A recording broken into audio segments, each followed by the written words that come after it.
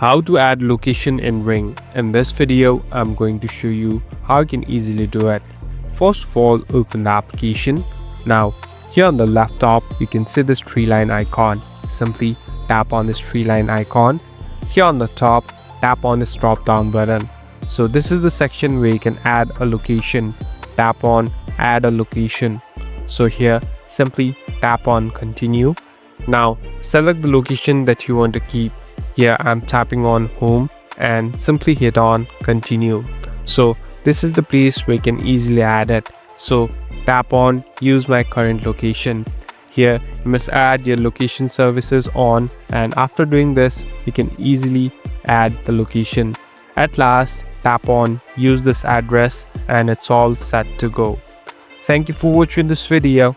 I hope this video will help you.